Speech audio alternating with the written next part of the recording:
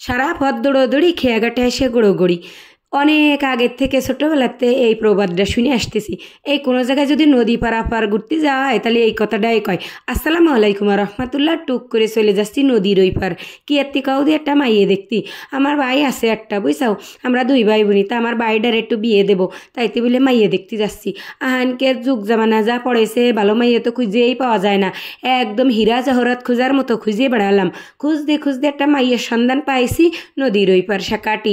তা বসুন্ধেয়ার হনি এসে দাঁড়াই রয়েছি ইজি বাইকে উঠে, যে মাইয়ে দেখতে যাবো সেই শাকাটি নদী পার হতে হবে। এইবার আমার কুকার বাপ কাছে মাইয়ে দেখতে যাবা, তা মিষ্টি না নিয়ে যাবা? তা আমি কাছে তাহলে কিনে নিয়ে আসো।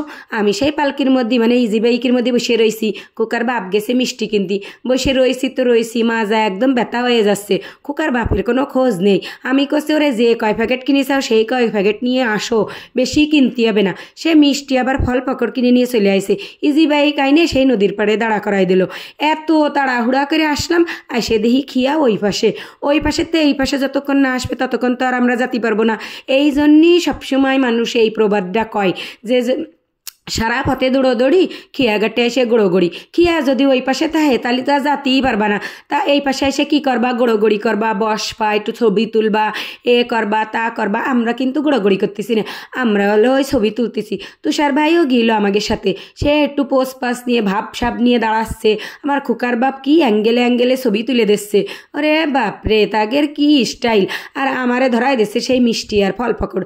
এই ঘাসি গাটটি ধরে নিয়ে হাইটে আসতেও তো কষ্ট, রাস্তাঘাট তো ভালো না, উঁচু নিচে থাবড়া তুবড়া, বাঁশখুঁটি দিয়ে সেই গাট বেঁধে থইছে। আমি যদি হুমড়ি খাইয়ে পড়ি আলুর বস্তার মতো, এই বডিটা যদি গড়াই পড়ে আমার, তাহলে একদম গাঙ্গের মধ্যে যাবেন না। আমি কলাম তোকে মিষ্টি ফল পাকড় এখানে ফেলাই তুলাম, এইবার আমার খাওয়ার ফেলা। কুকার কাছ থেকে একটু চিপস চাইয়ে নিয়ে খাওয়া শুরু করে দিলাম। আমার তুষার ভাই আমারে কষছে, খয়রাতে শুরু করে দিয়েছেন, ছেলের কাছ থেকে নিয়ে খাচ্ছেন। আমি কাছে আরে খাওয়ার জিনিসে যার কাছ থেকে হোক তার কাছ থেকে নিয়ে খাই, কুকা হোক আর কুকার বাপের কাছ থেকে হোক, খাওয়ার দরকার খালি হয়। আবার ওই দিক খেয়াল রাখতেছি কুহুরি এবার মিষ্টির প্যাকেট না নিয়ে যায়।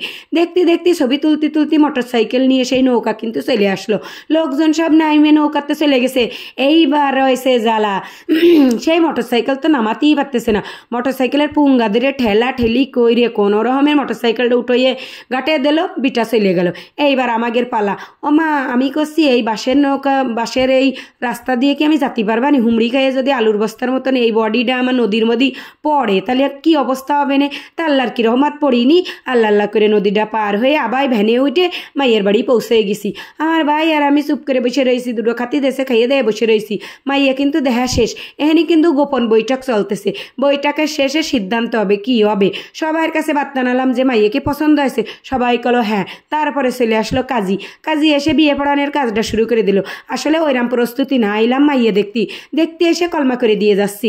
মাইয়ের সাথে আগে কোনো পরিচয় ছিল না, এই দেখতে এসে পরিচয় হলো, দেখলাম শুনলাম, মোটামুটি ভালো লাগলো। আসলে ওইটা কোনো কথা না, আল্লাহর নসিবে আগে লেহিল, তাইতে বলে আজকে বিয়েটা ওই গেল, কলমা করে থুলাম আর কি।